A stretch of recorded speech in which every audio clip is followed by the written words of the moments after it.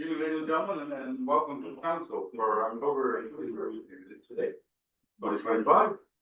We're gonna have some interesting weather and we're having an interesting day so far, so. Need a motion to accept the agenda, moved by Dillis, second by Way. Is there any additions to the agenda? Seeing none, all those in favor? Opposed, carried. In declaration of community and the general nature thereof. Seeing none, we'll move right on to the October 7th council meeting minutes. Moved by Pickard, seconded by Way. Any errors or omissions? Seeing none, all those in favor? Opposed, that's good. Business arising, first report, CO 51. Danny, anything you wanted to raise? Through you, Mayor, there's nothing else to add unless council has any questions. Any questions on the report? Seeing none, do we have a motion then to receive, moved by Dillis, seconded by Nipman. Result council civil service report CL 51 2025 business rather minutes of October 7th, 2025 is information discussion. Seeing none, all those in favor? Opposed, that's great. We're now down to almost 6:35. Don, you ready to go ahead? Yeah, sure. You don't mind starting a minute early? 2 minutes early? Okay. I'm good with that. We'll let you go home early if you. Supper break. Thank you very much for this opportunity to present the budget for Sweeburg Parks and Rec. We had a great year in Sweeburg this year for 2025. 3 fabulous little parks. I don't know, most of you will recall that 2 years ago, I put in the Tommy Williams Park. You helped us put in a pickleball court. It continues to be a real nice showpiece in the park, lots of use. Great little park with a great playground, basketball area, pickleball court. Small baseball diamonds used to hit by team balls within this little park, and everything's running really nicely there. The ball diamond, the Sweeburg Lions ball diamond, fabulous year this year. I don't know if you'll remember, but this year saw us put in a new clay diamond with the help. That was our capital project this year with you. And you put 12 grand into it. It's been fabulous. It's a real showpiece too. And the ball diamond see great use. This year, the Sweeburg is home to 12 all teams. 2 of them being adults. So that's great. We had also the Sweeburg Ball Association hosted 22 team baseball tournament. Now clearly we can do them all in a single diamond. There were some games played in Foldings and also in Burgessville. But the diamond is really getting a lot of great use. And so along with the Lions Pavilion, which sees use mostly 2 Friday and Saturday nights rentals. That park is getting a lot of great use.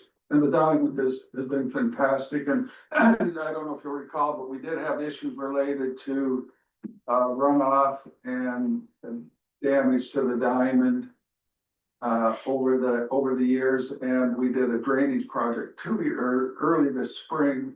And that along with the diamond has really done a nice job during heavy rain. So we're pleased, and it always takes some work. The other one is the Peace Park. We had a really nice year at the Peace Park, along with the Lions. We reopened the Peace Park. It's like 4 acres of the subdivision that had sort of gone neglected over the last few years. And so we, the Parks Department, along with Lions and some money from the Lions, reopened all the trails and upgraded one of the trails. So it's a really pretty wooded area. It's really got nice use, and I'm happy to report that the kids are in that park now, building forts and misbehaving, and people are walking through the parks. And one parent said to me, "What a great little park, because we feel it's a safe area to let our kids go and be kids and explore and still be in the community." So that's really been it was $1,000 to the line, but it's really been a fabulous project. The last thing I would report in terms of how successful our year has been, this year, we got 5 new members on the board of our, the Sweeburg Committee, Parks Committee. 5 people who offered who came, approached us and said they wanted to be in the community. So I think that's a very good sign for us and healthy sign. And not only that, three of them are young and have kids in school and they were all my age. So that was good. Yeah, we're happy with all that. Anyway, so that's a year in quick summary in the Sweetburg Parks. Very successful, ball and the parks. Now, in terms of our budget that, the money we're looking for tonight, there is still, I believe that we'll be through most of the 2025 budget before the end of the school year. We've still got a couple little projects. We're trying to maintain things. One of the things we're doing is painting the washrooms at the ballpark and different things like that. So and we still haven't paid for the porta potty that we put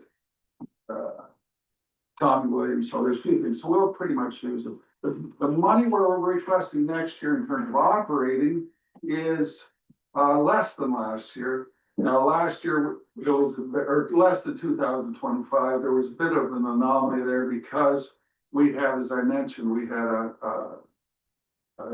not irrigation, but we had a water runoff problem that you helped us out with, and so there was a bit of a bump in the 2025 operating budget.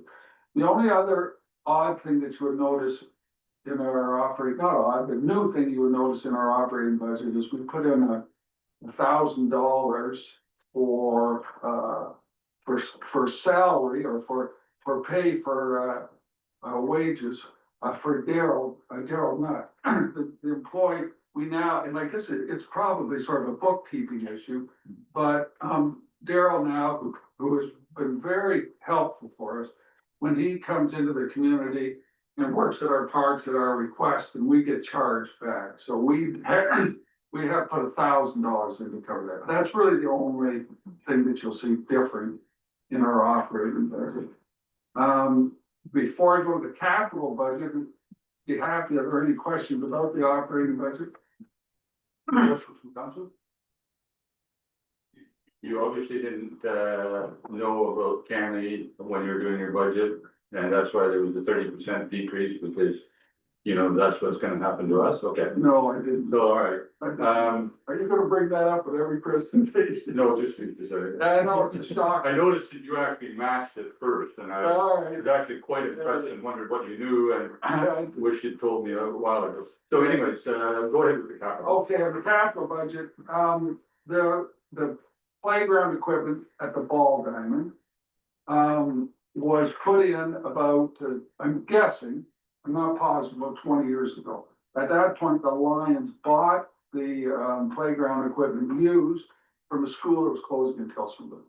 That, it became obvious over the summer that there was no point in putting any more money. We were looking at a bill of $6,000 or $7,000 to bring it up to safety standards, and that was no looking forward to the future. There was nothing it was gonna continue to cost us money, so we tore it out. Well, the township tore it out. So we are without a playground down there. We, excuse me, we really feel that a playground is important there, because of the use that park gets. Now, we got an estimate of $60,000 to replace, to put in the new playground equipment. Now, when we got the quote, I realized we'll need more, but we got one quote from Blue Imp, who one of the other communities in Southwest Oxford was hoping to use. We told them we just want to know excuse me, what it would cost to replace what was there. So we're not looking for upgrades or anything. We said, because we recognize that Tommy Williams is the part that it's the destination part. The playground equipment that used all of them, it's used heavily, but not continually. Like I said, we had one day in June, we had 800 people go through our park, and they use it all the time for ball games and all that. So we really see it's essential to have, but we made the decision just to stick with the level of opportunities that were in the park that were before. So 60 grand came in, was what we got an estimate to replace what was there. So our capital budget request for 2026 is to be able to replace our playground, your playground, down at the ball down. And again, I'm happy that we do have a 2027 capital budget request, but what we really need to do is get a new playground in at the ball field. So again, if there's any questions, So questions, from council? Any comments, Councillor Pickard, do you want to come in? No, I wasn't paying full attention.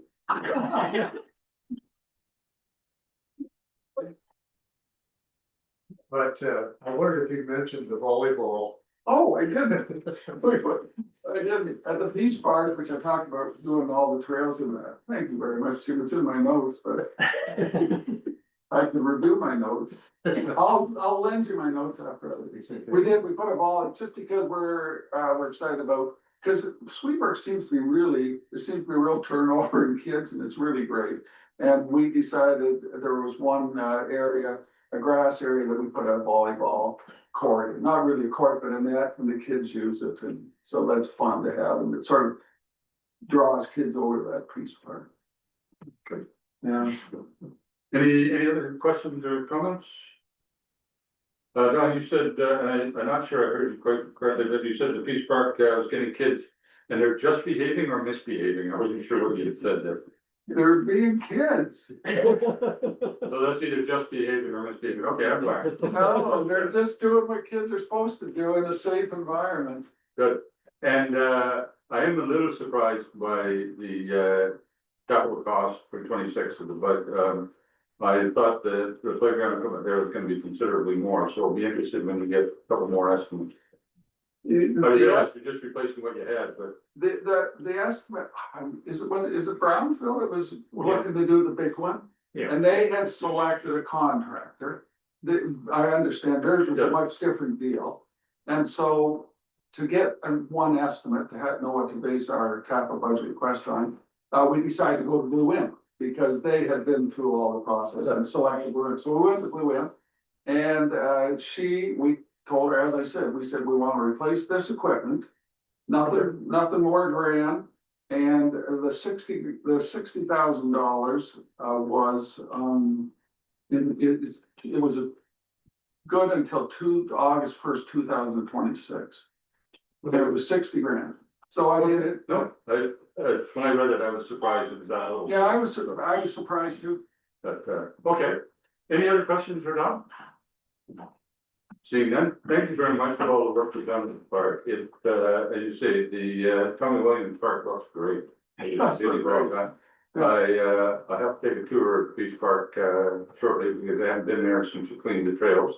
And, obviously the ballpark is well used. Yeah, it is. And that's what it's there for, so I appreciate that. Thank you, Mary. You appeared to have listened. I made notes too. Anyway, thanks very much, John. We'll let you know, as soon as we can. We hope to have the budget done before the end of the year. Appreciate that. Okay, have a nice evening. Thank you. Taylor, how are you? So. If Mitch Kirby happens to be standing He's outside. standing there, yeah.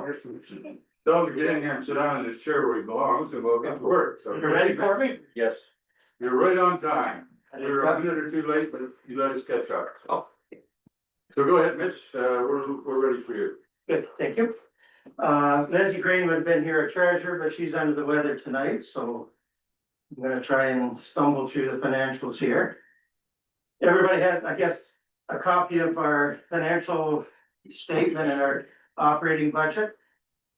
And basically that, just going down the revenue side, the grants money, fundraising is $1,500. Donations, interest, and the big thing is hall rental, which we probably have 60+ rentals this year, somewhere around there. So since COVID, it's really picked up and come back stronger than it probably ever has been before, for a total of about $16,800.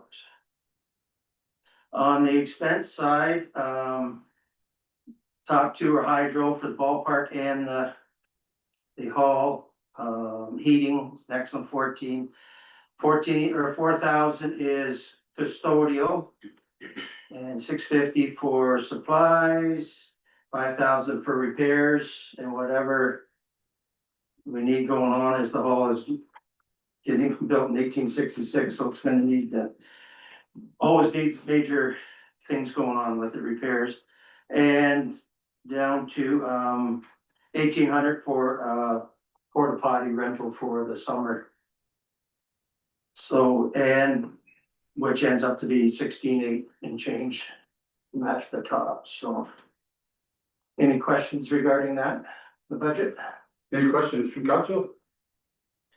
Just, is there anything in particular in the $5,000 for maintenance and repair, is it just basically? Just generally, never what goes on between the well and the heating system, pumps, yeah, just Okay, thank you. anything that way. So as I said, with the hall, we have 60+ rentals a year. The park. Right now, the main thing that we're doing now, which is paid for by the township, is the east perimeter fence, which will be done in November. The usage for the playground equipment and the track is going up constant. There's always somebody out there on the track, there's always somebody at the playground.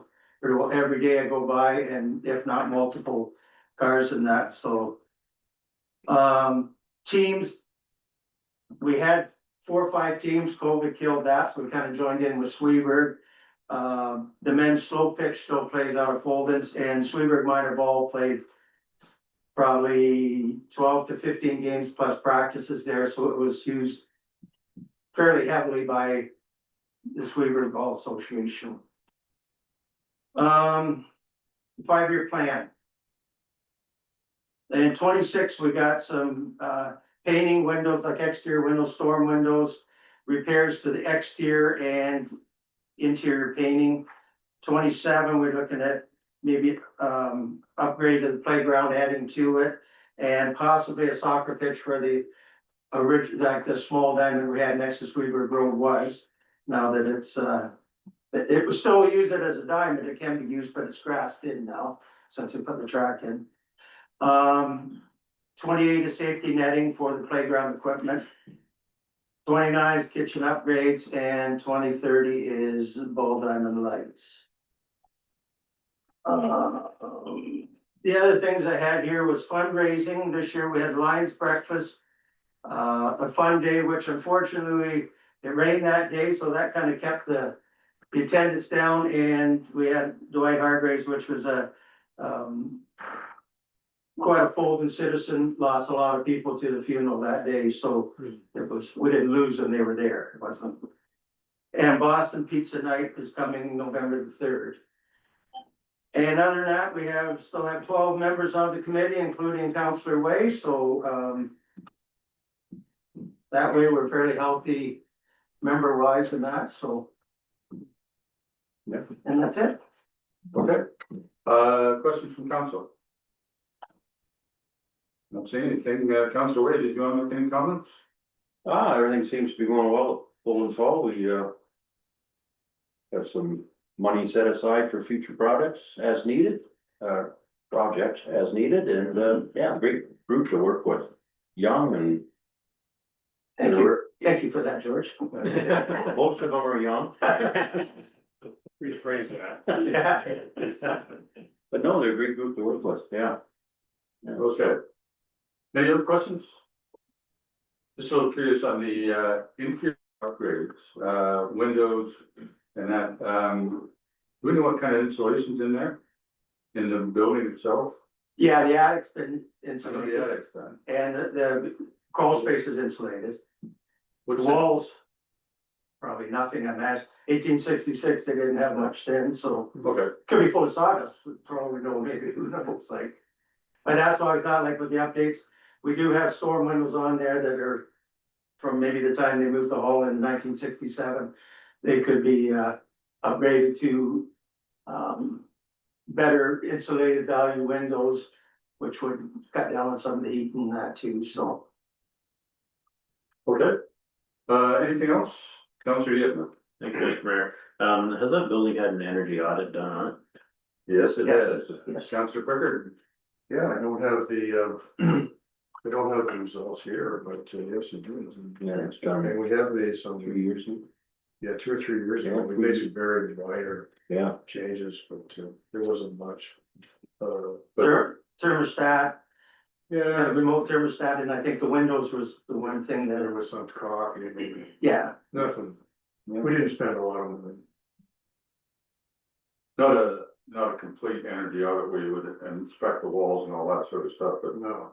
kind of a simple thing, so go ahead. Yeah, The reason I ask is because I sit on the Durham Center Hall board, and we had one of our capital projects in our 5-year plan was replace the windows there too. And after we had the audit done, they kind of concluded that the high point of the walls was the windows. And everything else around was leaking like a sieve. And so just want to make sure we're not in a similar situation at Yeah. Bolton's. yeah. You don't know until you get into them and they tore the walls apart or whatever, so. It's just like I say, there's probably no insulation in the walls. And I mean, the windows are just glass, so yeah, that would help cut down. I mean, there is a small amount of R value in the walls themselves, just with the siding, the wood and whatever's inside, but not like R20 or something you'd have in your house, so. So the good news is that later on in the staff reports, we do have a report on a retrofit program to look at. Doing an audit, a proper audit on all our buildings, so we'll see what happens with that, so. Okay, anything else for Fulton's? Well, thanks very much, Mitch, Okay. and sorry Lindsay couldn't be here, but thanks for being here.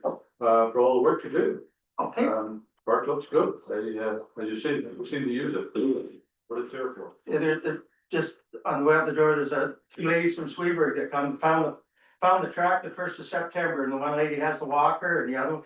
They get out and every day they're there. She said, we miss Thanksgiving, but when they're every day, they go around 2 or 3 times. And so it's good to see that people are using it for whether you're skateboarding, riding a bike or in a walker. It's good to see it used by everybody, so. Good. Okay, Okay, we'll get back to you as soon as we can, thanks, Mitch. okay, thank you. Ken, you're next. Okay. Bringing Dan up as well, so. Sure, yeah. He's the designated chauffeur tonight. Oh, good. Go ahead, lead on. Thank you very much for giving us this opportunity to present to you. It's a verbal presentation, as you know, normally we've forwarded pictures and text to you before, but there was really nothing of note to say this year in terms of any capital improvements to the trail. We did have just as a little background, we tend to be good scroungers when it comes to trail furniture. And we did notice that the aquatic centre on Finkel Street in Woodstock, they were taking down the splash pad at the back of the aquatic centre to put an extension to the changing rooms. And we were out walking one day and there were these lovely big benches there. So we got in touch with the city and they said, no, they were going to scrap them. There were 8 benches altogether. So we managed to get them free of charge from Woodstock after signing our life away on, you know, various things that you have to do when you get anything free from the municipality. And so we got them free, and we've installed 4 on the trail. And the installation of the benches was actually sponsored. So it was a capital project, but it was at no cost to Oxford County Trails Council. So that was the limit really this year of our capital expenses, which is a 0 in our operating and accounting. So that was good. The problems that we've had on the trail, Dave, we've talked about this, about volunteering and having enough volunteers to do the work on the trail, particularly in the peak growing season, which is obviously from May through to the end of August, early September. And there's so much grass that has grown on the trail, not beside the trail, it's a completely separate thing, that our existing mower, which is a 28-inch ride-on, could not cope with the mowing. It was taking us 12 hours, and it was like sitting on a mad bull, you know, riding this mower for 12 hours to cut the trail.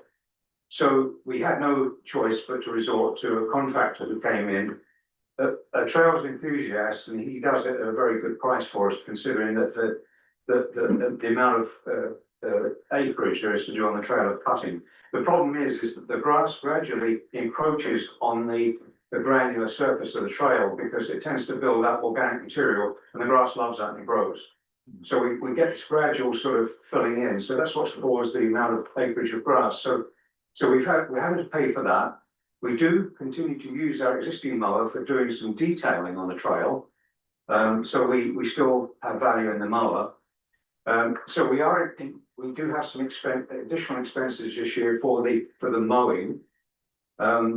Which is not inconsiderable, considering the trail needs mowing to keep it in the condition that we would like.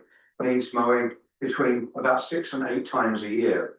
Anybody that's been on the trail will notice that the crown and the edges, the margins of the trail are always very well trimmed, and we like to see it that way. So that's one expense that we have that's gone up in cost quite a lot. Another problem we're getting, and I think this is a common problem across any public spaces, is we're starting to incur higher costs in removing dumped garbage from the car park and the trail. And 2 weeks ago, we removed 9 bags of garbage, including 50 kilograms of used diapers from the car park, which wasn't a particularly pleasant experience. So again, you know, that is an expense that we have to bear, as well as obviously to some extent a health risk, but that's not too critical. So the other thing we have to do, last year we had on the trail, if you remember, the Thames flooded twice. One was the regular spring flood, and then we had in June we had a big rain event which took out a substantial part of the trail and required us to put about 10 tons of gravel at the washout area, which is in one where the river comes down and makes a abrupt 90-degree bend, where the river likes to go straight. And guess what? Straight is all across the trail property. So we dumped and graded a lot more gravel on to solve the washout problem. Because the trouble with washouts is they present a safety hazard to trail users. Because as you know, we've all seen what washouts look like, and so we have to repair it quickly. So we're planning to buy more trail material. Well, we don't buy the material. Our friends at Carmoose donate it, but we have to pay a trucking company to bring the gravel in for us at $350 a load, and we need at least 2, possibly 3 loads this year to make our stockpile back to where we were. So really, the problem is with ongoing maintenance. The trail is, in terms of capital, we're pretty satisfied. The trail, it has enough furniture. It's not a theme park, it's a trail. So, you know, we like to keep it that way. And generally, you know, we're just seeing this increase in maintenance costs, and that's really what's driving a lot of our requests, you know, for maintenance assistance. And if we could get more volunteers, it would obviously help. But unfortunately, it's easier to find dinosaurs at the bottom of your yard than it is people who are reliable and capable as volunteers, because the trail takes a lot of effort, and you've got to be physically fit to work on the trail because of the tooling that we have and the amount of acreage that we cover. So, you know, there's a lot of these things coming at us that we need to consider in our future maintenance budget. Dan, do you have anything? I just thought, you know, when we do go out there on any given day, usually in the morning when it's during the hot times, Ken and I were there twice, just trimming the edges from encroachment. And, you know, after 2.5, 3 hours in the heat, and not just cutting the brush, but having to clear it off the trail afterwards, it's pretty exhausting. And neither of us are young anymore, so it's, you know, a couple of days of recovery afterwards. So it's, you can't do that all the time, and it is you know, over 4 kilometers of trail. So we're, you know, when we do get out there and we do trim, and we do have to do the side trails and the loops. So it gets to be a lot of work for a few people, and there's 5, 6 people who are pretty dedicated to the maintenance of the trail.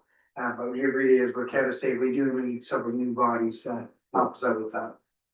And we are 100% volunteer. We don't, there's no paid people on the trail. People could get there on their own steam and they leave on their own steam, so we don't even pay their travel expenses. So, it is 100% volunteer. Okay. Questions from council? So, a couple of things, the, garbage, issue. Got an email, train this week on that. And, actually we'll be talking to, Zora in the county tomorrow about it. Sort of say, is there something we can do collectively or individually? So, that's pretty disappointing. We think of all the good work going into the trail and then, people treating it that way. So, was rather discouraged with that. I think you have the same problem that we have in a lot of places. The number of people that want to volunteer seems to be declining. And those that are volunteering tend to be getting a day order one day at a time. And so that's kind of a across the board issue, but we do see some places where they're getting 3 work, they're getting 5 new people. Well, good for them. And you know, we want to support that. So thanks very much. I intend to get out there very shortly to see how the trail looks. I haven't been out there for well, since a year ago now, I guess. Okay, if I may suggest though, please don't try to move the benches because they weigh about 200 pounds each and they bolted down. So we have to do that because if not, people tend to try to relocate them to a more sunny position or a submarine position. You know, we so anyway, have a look at them and see what you think. But they were all donated by Woodstock and the installation was done by sponsored by other people. So it was really, they really look nice. I'll make sure I mention that for the mayor and appreciate it. I was gonna, you mentioned the benches and it made me think, we were on the Boston Trail on Saturday. And they've installed a whole bunch of new benches. And I'm not sure because the nature club's getting older or they just knew I was gonna be there and they need a bench to sit on once in a while. So I appreciate that. So now that you have them there, I guess I feel safe about going back. Anyway, okay, But if you haven't been on the trail lately, you should go to the far east end where we've installed the 2 new benches. Which overlook the bluff into the marsh, and it's a very picturesque view. I think you enjoy the long hike, but also the view once you get there. they padded benches so I can have a little sleep. No, when I get no. home. All right. But there's no center armrest, so you can stretch out and Okay, they're 8 feet 6 long, so they'll accommodate, you know, I can lay down. the Jolly Green Giant. That's right. Okay. All right, well, thanks very much. As I said, the other groups, we hope to be done the budget before the end of the year. And we'll let you know what the answer is. Thank you very much. Thank Thank you you for so your work. much. Yes. Patents are next. Come on up to the table, folks.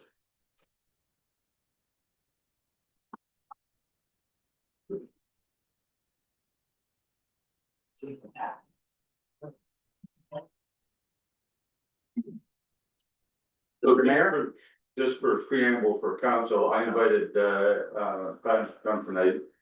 Because they have a bit of a problem. And as it rolls out, the problem seems to be getting bigger, not smaller. And so I thought it might be, as you remember, when they asked for permission to build an ARU.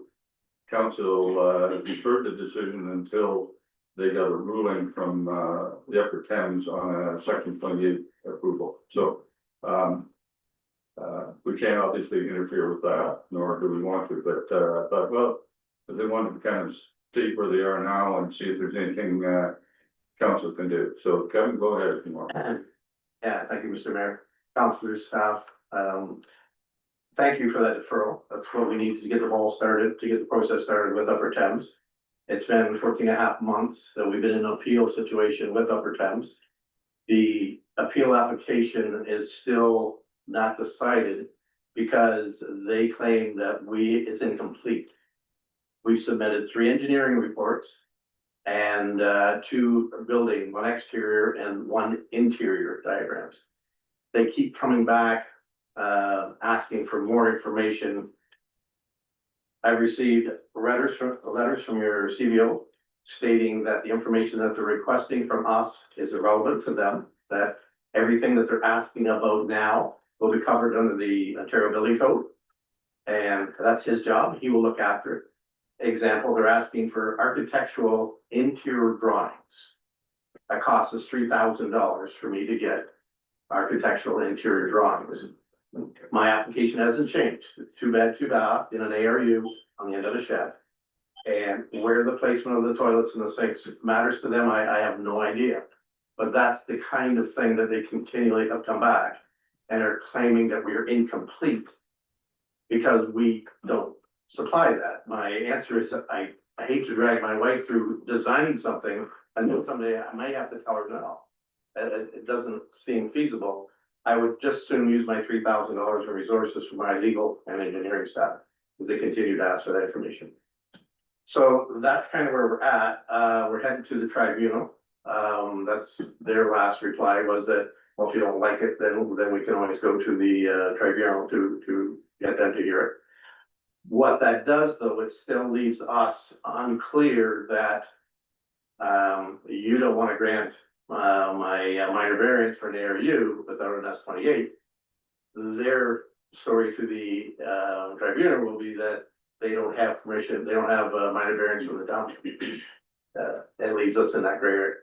So what I'm here, I can answer any questions you want about all the stuff that they have bombarded us with, if you've got the time. Or what we're proposing to ask this council for is a resolution, a motion that shows this council is in support of our minor variance for an ARU pending that we receive an S28. We're not asking for it unless we get the S28.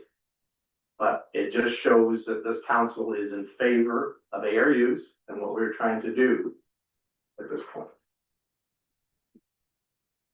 Okay. Any questions so far? And then I've got a couple of. Anyone? Okay, so there's kind of, and I met with Button's last week, I guess it was Monday, I forget what day it was. And must have been last Tuesday. There's kind of 3 different issues here, all somewhat connected. The first one is can't build a house in a floodplain. And so the area of where the floodplain exists or did exist or doesn't exist. Kevin, I think you said last time we chatted was that the lines have changed on the floodplains, you thought. They have and they haven't. Maybe it's my ability to read their schematics, but the information that they have provided that I became aware of floodplains in 2015. And according to the second map that I saw again in I believe it was redone in 2020, but don't hold me to that. And so those numbers continue to the lines appear to be moved slightly. Not a lot, but there seems to be updating that happens with their numbers. So I guess the idea of the floodplain, and I kind of touched on it a year ago, is the fact that there is permitted construction in the township in floodplain. That is happening now. So I guess that's why I don't think it's a deal breaker for the purpose. So the permitted exception, so would have been upper town, not council, is it? Yeah, absolutely. So that's really not our issue, other than, and Danny or Julie can correct me here, other than the official plan and the zoning would not allow, if I remember correctly, would not allow us to issue a building permit in a floodplain. So I don't know what the floodplain is. I don't really care to a certain extent. So that part is, in my mind, is a bridge you can't get over unless we can solve that problem. And I don't know what the rules are. I think that's up to the tribunal or the hearings committee. So, all right. So the floodplain is the first issue. The second issue you raised was around a wet water road. And you want to just talk about that for a minute? Because I think that's something that. So Upper Thames position, starting in May of last year, was automatic refusal, would not do an on-site visit, would not entertain an application, simply because Pickram Line is designated a wet road. And I'm not sure if this council is aware of that, whether the township's aware of it, whether I don't know.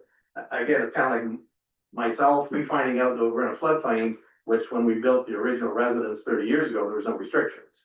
So this all came to, there was never a letter, there was never a meeting, there was never any engineering submitted saying that all of a sudden we were under this whole umbrella of rules, regulations surrounding the problem. I have 246 acres. And I found out that now that I have less than 40, that's out of the floodplain. That they have magically made happen. So the road issue was started.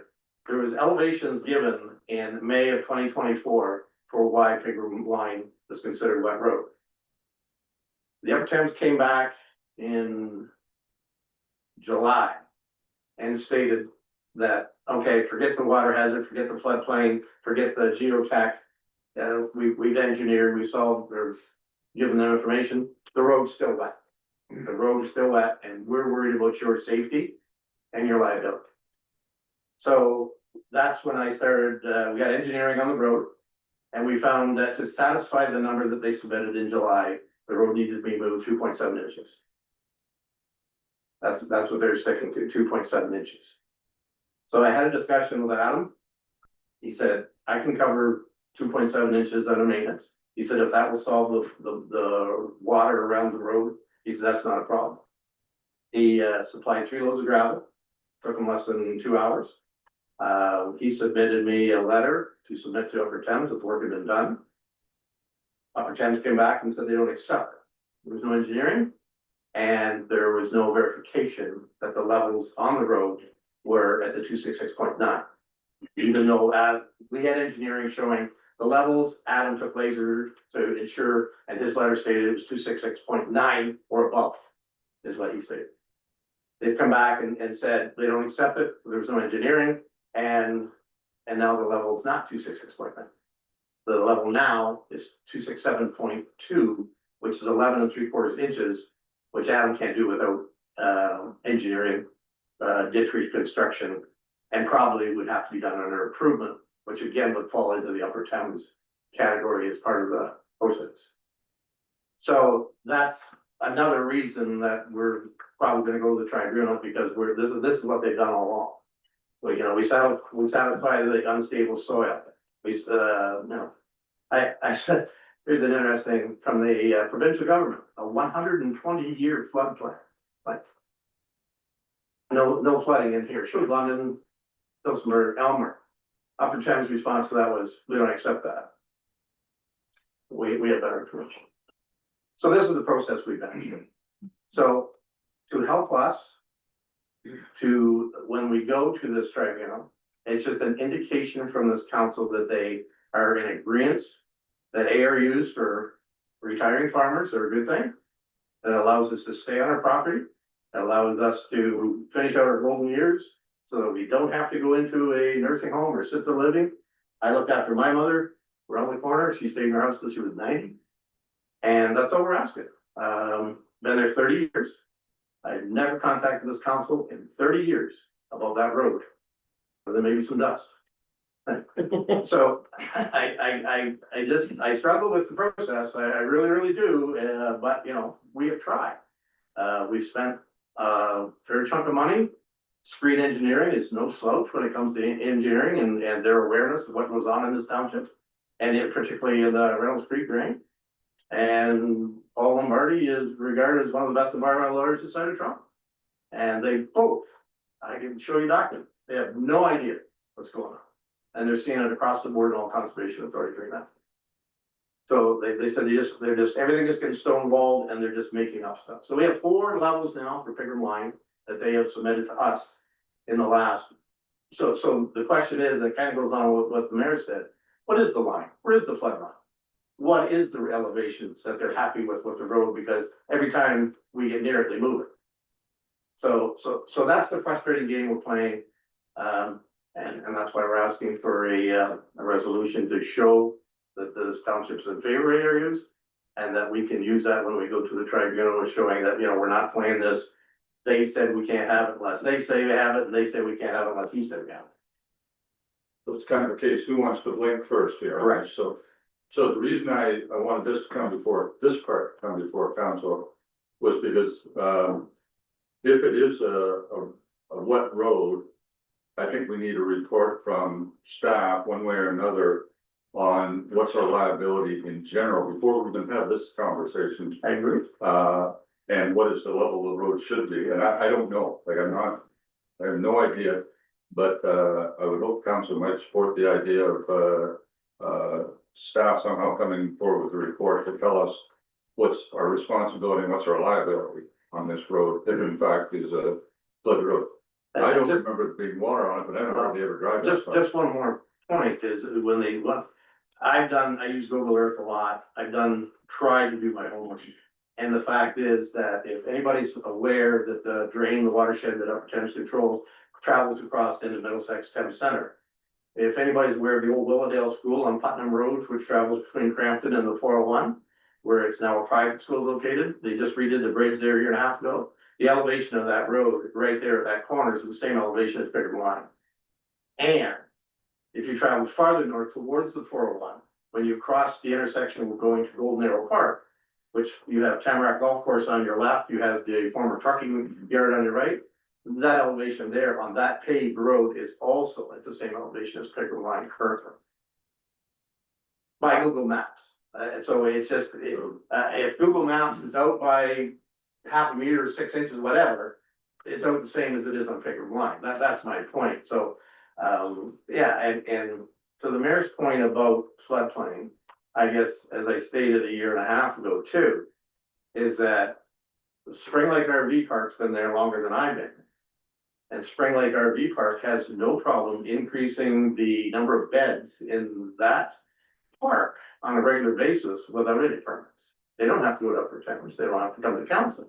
You can pull your 20-foot bumper trailer out and put a nice 30-foot park model in there and go from 1 bed to 3 beds. And I don't think there's ever a building permit issued or any type of work done. So I'm just curious as to, as I said, I look at an ARU less than half a mile north of my property in the exact same footprint.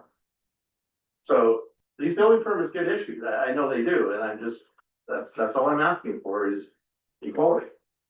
So I guess my point was though that we probably better know what we're talking about before we make any decisions or make any comments, particularly around the road issue. Right?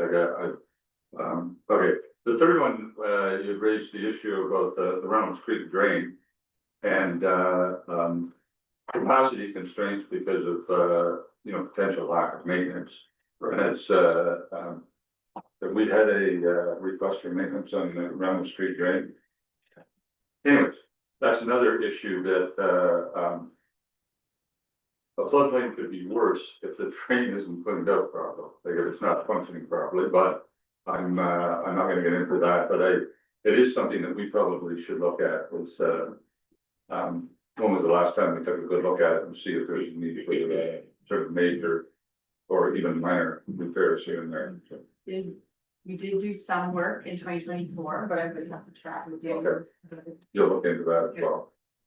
I could have brought you a picture today of my findings. I was actually near the drain today and, all you have to do is stand on Dome Bridge or the one on Pickerel and look down it and you can visually see all the obstructions. I guess what you and I talked about, and just so everybody's on the same page, if you're a water conservation authority, your mandate is to protect life and property in the watershed. You on your farms, you and your house, you wouldn't let your gutters plug up and then have the water get underneath your shingles and damage your house. You wouldn't, if you're a farmer and you have tile drains, you wouldn't let blowups take corn stalks down and plug your drain and then wonder why you lost crop.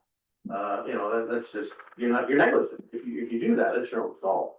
And yet the Upper Thames has absolutely no problem allowing the drain to run at less than 100% efficiency. They do no monitoring. I have requested them the last time they did maintenance on the Reynolds drain in my location, which I'm gonna say is at least 8 years ago, maybe 10. And I sent emails to Dan, to Travis at Thames Center and to Karen Winfield at the Upper Thames. and said it's high time with the new subdivision coming into Mount Albert, very elaborate storm sewer system, you know, to control water. Farmers putting tile in now at 25, 30 feet where it used to be 50 and 60. I said the water is getting to that drain faster than it ever did. And what is being done? Where are the improvements? Where is the a better monitoring system in place to ensure that it is allowed to perform the way it was engineered? And I don't wanna sound like the conspiracy guy, but I'm gonna throw it out there. I don't think they care. That's why they created the floodplain. They created the floodplain because they don't have to do any maintenance on the drain. Let the turtles relive, do what they want. The drain goes over its banks, we've now declared floodplain. And the landowners in the watershed can now be the reservoir for the upper Thames. I don't think that's fair, especially when I never saw an engineering report. I was never told that's what was gonna happen. And this is all come new.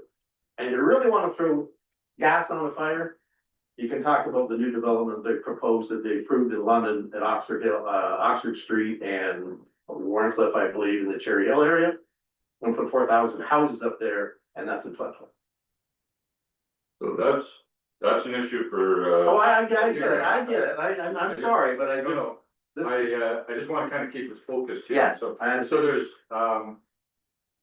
in my view, there's kind of three issues. The one that we have nothing to do with, which is the floodplain.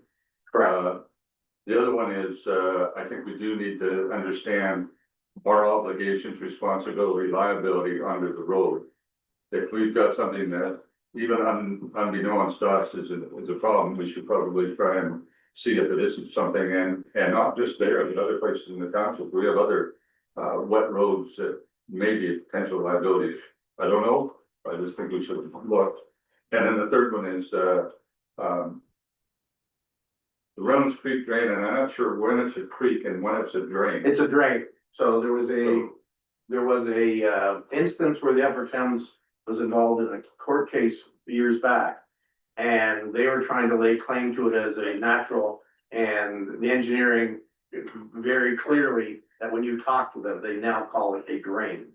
They no longer call it the creek. They recognize that it was man-made for the purposes of draining agricultural land and the watershed, not designed for turtles and the Upper Thames to use for whatever their purpose is. So that's something Daniel can let us know about as well. Yeah. Okay, so that's kind of what I wanted to lay out from council. I'm not sure council can actually pass a resolution supporting something without, since you've already said section 28, but I did think council might want to comment to your point about the desirability or willingness to have ARUs on agricultural properties, right, such as yours, and to be somewhat blunt, a lot of your land, particularly around your house, isn't agricultural. I just want to know then, why are there approvals for others? And yet you're reluctant to give me mine, that's all I'm asking.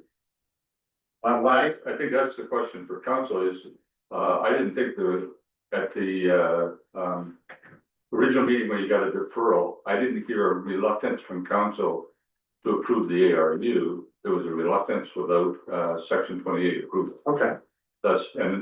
So that's why I wanted to bring back council to see whether that was my understanding or was I wrong. I've been wrong lots of times, so I'm more than happy to hear comments from council. Counselor, yep, no, you can go first. Thank you, Mr. Mayor. I find it really unfortunate the hoops that the patents have been made to jump through in this case. The way I hear it, it doesn't seem like it's been done in a fair manner. I sit on a conservation authority board, and I'm fairly certain that that wouldn't be the case at that board. We have had numerous hearings during my time at that board, but not instances where requirements are constantly upgraded or updated or, more information that way. And that's a very frustrating situation. Yeah, in terms of liability, obviously, I have no idea what our liability is. But assuming that can be satisfied, I would have no problem, giving some measure of support to the Pattons in their request for this area. I think they've done their homework. I think they brought in whoever they needed to bring in and nobody commented on it.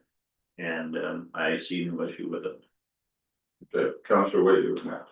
Yeah, I sit on the upper Thames and I don't agree with everything that they do or how they run their operation. It just seems that every time they put some numbers out to the Pattons respond with information and then they get new numbers given to them, and I think they just seem to be pushing them around the bush all the time. And I'm not a fan of that. They should have given them a set of numbers and they should have stuck to the original numbers, but they have a tendency to keep changing them. And that's not right. It's like if you were to buy a car and you went in and agreed on a price and you went in to pick it up the next day and the guy said, well, it's gonna be another $7,000, you'd probably, I'll say, well, no deal, and go down the road. Pattons don't have that option. They only have one big people they're dealing with, and that's Upper Thames. So, and I know they need a section 28 approval. And I would have no trouble saying that this council will have granted that the Pattons get a section 28. That we were no problem giving them a building permit for an ARU. But we can't do that, we need a chance. Any other comments? Councillor, Pickard and then Councillor Gill. Yeah, I agree completely. We're interested in ARUs and it's the best thing since sliced bread. And we've approved, I think we've approved everything that's come forward with this one, that was deferred. My question to you, Mr. Mayor, was because we don't have a report in front of us, done some time ago, of planning, is the only reason we didn't approve it was because of the floodplain issue. That was my recollection. Because I didn't have an S-28. Which is, you didn't have floodplain or. Correct, but there- the section So the 28. question then becomes if it did approve it. And we council deferred, you'll remember because you wrote the minutes. We deferred until they got a section 28 approval basically. So Yes. that wasn't included in the decision from Committee of Adjustment, but the application was just deferred. The discussion though at the time was you need to go through the process first with Upper Thames, because the main issue for the township is it is in a floodplain. So planning staff cannot recommend approval unless there's something from Upper Thames telling them it's not a floodplain, or there's support from that. So yeah, there's the discussion at Committee of Adjustment, yes, it was around, it's in a floodplain, we can't support this without support from Upper Thames. But the application was just deferred, it wasn't a condition of the deferral. So my second question then is, could we approve it in principle, subject to approval from the township? Here today, no, we can't. We have an active minor variance application that's been deferred, pending further information from Upper Thames. That was our understanding. So all of the information, including the information from Upper Thames, has to come back through Committee of Adjustment with a recommendation from planning staff with all of the information. And the other issues that came up today, those are things that we should look into as part of that report when it comes back. It's the only reason we didn't approve it is because of the floodplain issue. Is that the only? Because this property is located within a floodplain, yes, and that approving it and a recommendation from planning staff of support would be against our zoning bylaw, against the official plan, against the provincial policy statement. So maybe that, put it in a correctly worded letter, might do the trick. We deferred it for these reasons. Is that the kind of thing you're?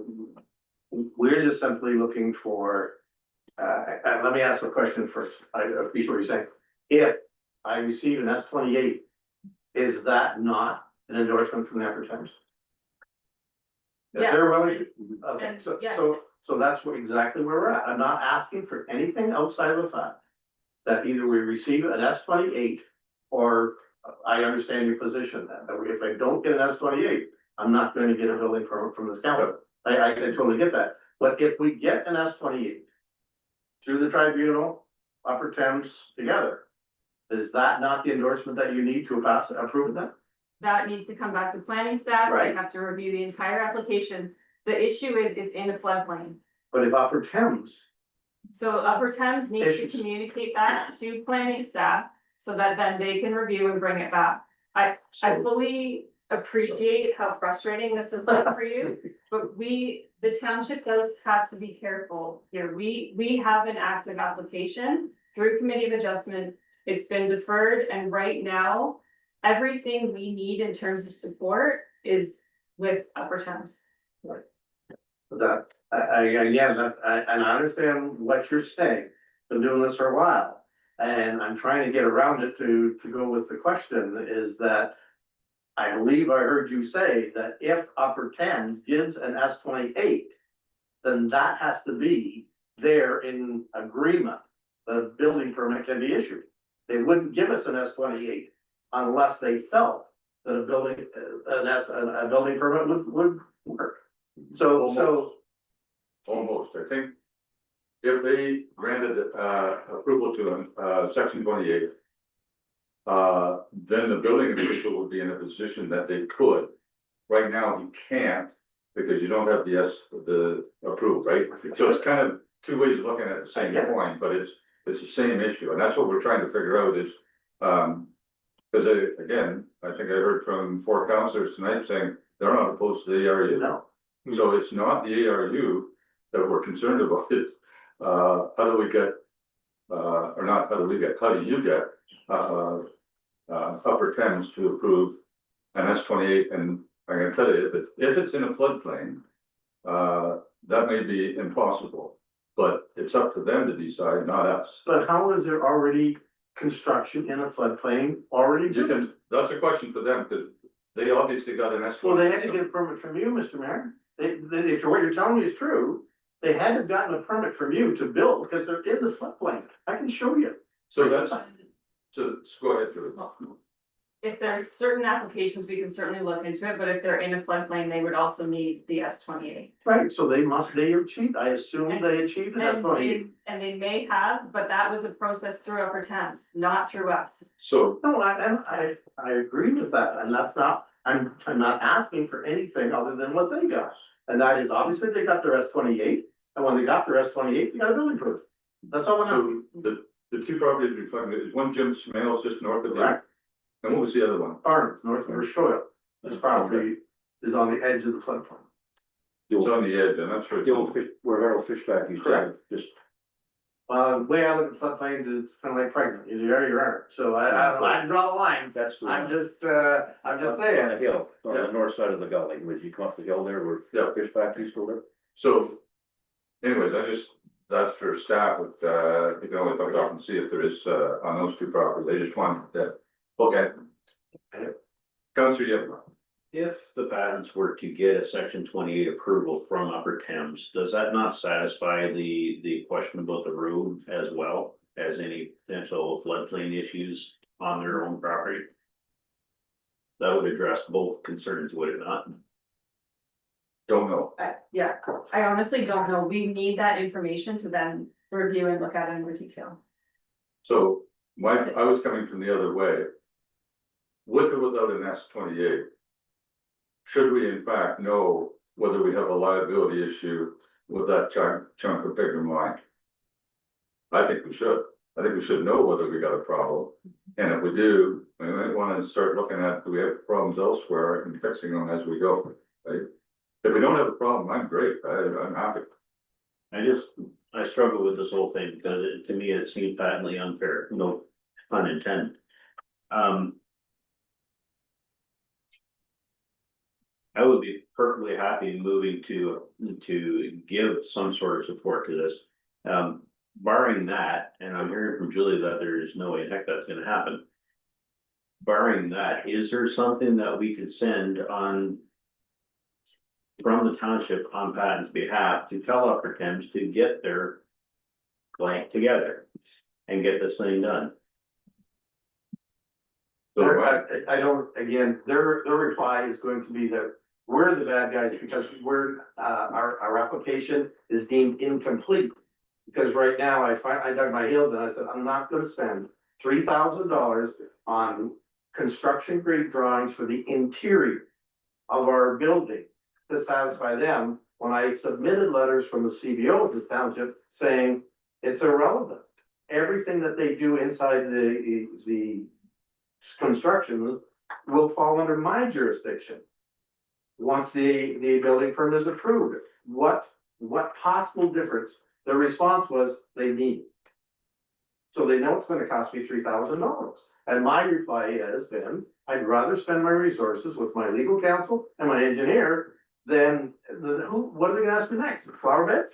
You know, it just, can anyone give me an idea of what possible reason they need to see the exact construction grade architectural drawings of the interior? the country, Based on my experience with the Long Point region, so we cover Turkey Point, Port Dover, Port Burwell, Long Point. They require being able to verify that the electrical panels in those construction projects are going to be above a certain flood level. And that there's not gonna be habitable space. Yeah. Sort of below that, right? And there's a set chart datum that. Yep. That establishes that mark, right? So the other concern that they have, continuing with street engineering, is we have done nothing but supply them with a site map showing our elevations, grade, slope, and everything that we want to construct. Okay? They have supplied that. Upper Thames comes back and they want seismic engineering for the pad. Streets engineering says it's absolutely ridiculous. There is no seismic engineering required for a concrete pad on top of the ground. If you're not putting a basement or even a crawl space underneath it, there is no need for seismic engineering required for a Spence Ave in any conditions, floodplain or not. And again, that's what they're saying. It's ridiculous because guess what? That came after, that was like the third request for engineering. okay, So when I apologize, but when I hire who I think is the best, and this is what they tell me, somebody explain to me who's wrong. Is the engineer an idiot? Are we getting played? Again, I have a letter from your CBO, says, don't worry about that. This is under my jurisdiction. There's rules to build this stuff and the elevations it has to be, and I have to be satisfied. That's not, unless they're gonna take his job. so council, yeah, then, sure. Just one quick question. So your proposed building site, is that whole thing above the 100-year flood level? Yes. Okay, I'm not an idiot. I don't want to sit in my desk and go down the drain. That's crazy. well, I'm just going Yeah. back to my experience at Long Point, right? And Yeah, I I'd like just- to understand the whole thing. Yeah. Okay. Julie, you're next. Yeah, I was just gonna comment that, I think you are doing all that you really can do right now. You've had conversations with our CBO, you've had conversations with our public works superintendent. Yes. We have a representative from the board here with us. My concern is just all of the issues that you're having are part of Upper Thames process, and I appreciate fully how frustrating that's been. We just don't have jurisdiction or authority to change those processes. So I think having these individual conversations with our CBO, with our work superintendent, with our board representative, those are the best things to bring forward to them, to share with them everything you're sharing with us today. As I said, my simple request was that this council give me on my application, an endorsement that if I comply, can receive an S-28, that you're in favor of the ARU. That's all I'd asked for. And I appreciate your interest in what I've gone through. I just didn't want to stay until 9:30 because we're not a quarter way through the stories of what has happened in the last 15 months. But anyways. So there's, sorry, Councilor Weaver.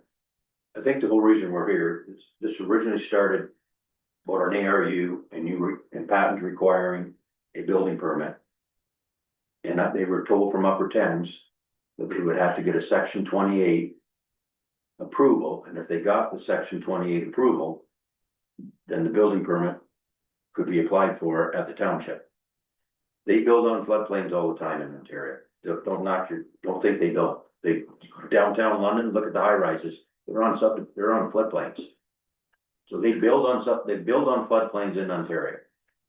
So this, Kevin and Linda are here because the original ask was for ARU. And part of the process was you can't get a building permit till you get an S28, so that's where we're at with Upper Thames. I think if Upper Thames grants an S28. Kevin plans to come in the next day and apply for a building permit. Even though, yes, We have to, well, we'll defer the decision, we have to actually make a decision. would You go back can't to make the a committee of decision. adjustment, is that what it would do? Eh? It would go back to the committee of adjustment, Yep. And my, then we can make the decision. my understanding from planning staff is they need to know that this property, this proposal is not within a floodplain in order to recommend approval. Okay, we need the response from Upper Thames to come back to planning so that we can go back into committee of adjustment and make a decision. And it's kind of and that's why we didn't want to, yes or no, the thing, if you defer, then you can go back and kind of go through the process again, right? Which is what we're gonna do, so we're basically gonna have the same hearing again, other than this time, we'll actually have, hopefully approval from, Section for 28 the section 28. So, Julie and I had this conversation when Howard was still here. And I said, I've never asked anything about the road. I said, if I get a section 28, I don't care what the figures want. The liability thing to me is ridiculous. I've been there forever and it's just, I could talk for another hour about the lack of maintenance on the drain. And that's part of the reason the road ever sees water. But that's not just brush it, that's bank erosion. If you have an event where the drain wasn't maintained, water came over the bank and floods an area, and then when it recedes, it goes back out, but what's it do? It creates an erosion point. It drops the bank 3 feet in that area. Nobody does anything. Guess what happens the next time? The drain gets to a higher level. All of a sudden the water comes out of that drain. And for the next 20 years, it comes out of the drain at a much lower level than it was ever designed to, because nobody ever fixes it. Nobody ever checks it, never ever monitors it. And so they have these, Adam has to get involved and he gets worried about water on the road. So it's a very intense story. Again, I understand what you're saying. I will be, if I get my S28, that's what it's all about. But there's enough examples in this township where there's construction occurred in floodplains. And I can show you 5,000 square feet of cold storage at DeDrews. Right in the floodplain. He's closer to the drain than I am. He has a barn on his property built in 1925. Not to engineering specs, it's still standing, and that's 100 feet from the drain. So I get that. I will really need somebody, if I go this far and get an S28 and then find out that there's a problem because of floodplain. That's gonna be a problem. So- And I'm just being honest. Why wouldn't it? Why shouldn't it be? When I can give you examples of current construction, and you're telling me that could be a problem, I hope you choose not. And one more thing I wanna finish before I get forever, is when I came here a year ago, Upper Thames, it cost me $250 for them to write a report. And Spencer McDonald's out there, he read that report verbatim what Upper Thames had submitted.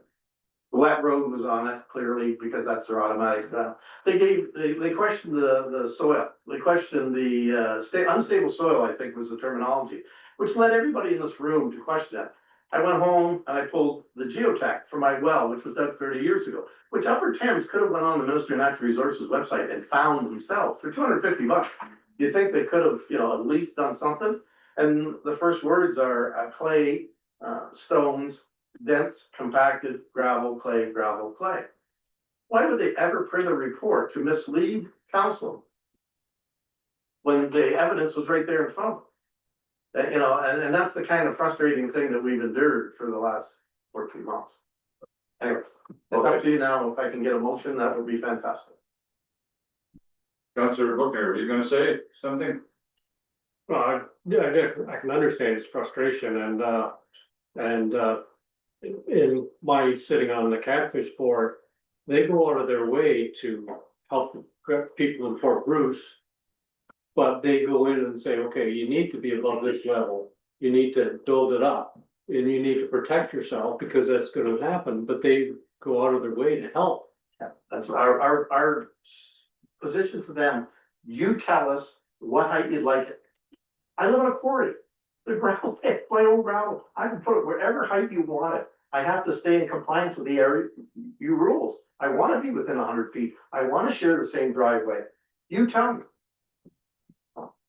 They wanna do that. So that's.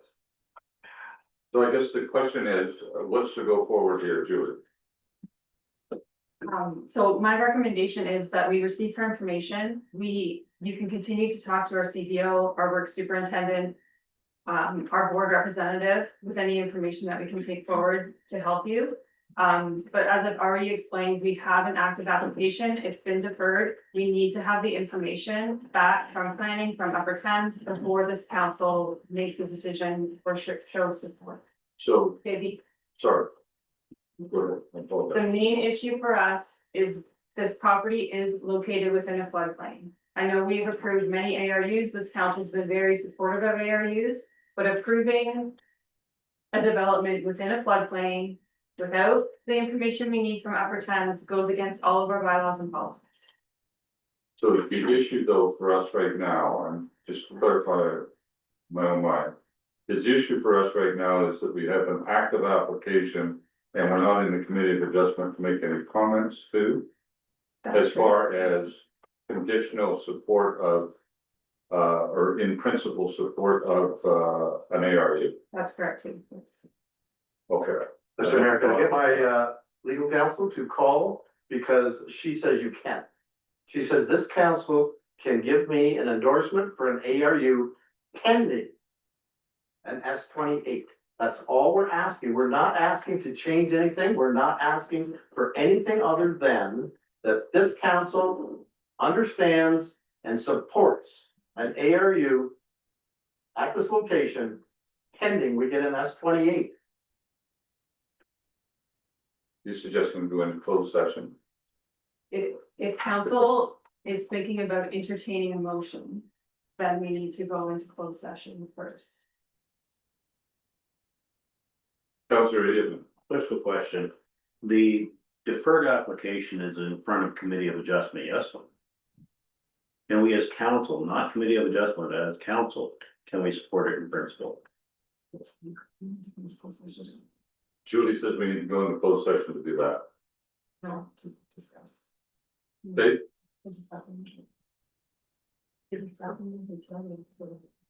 Okay.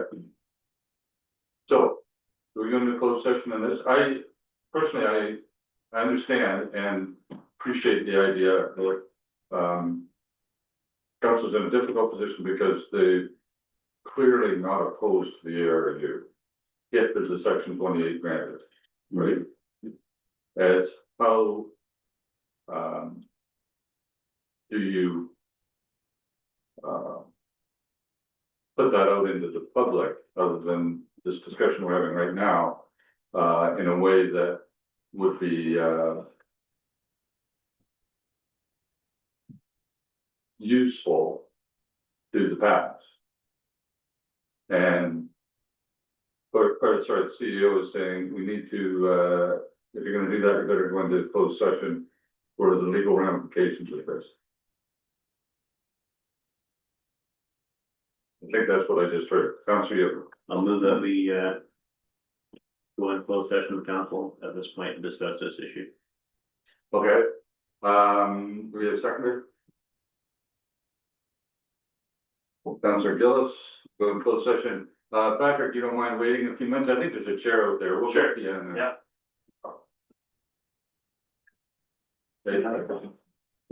Oh, the parents have to leave as well? Yeah. Okay. All right, we'll call you back in a couple minutes.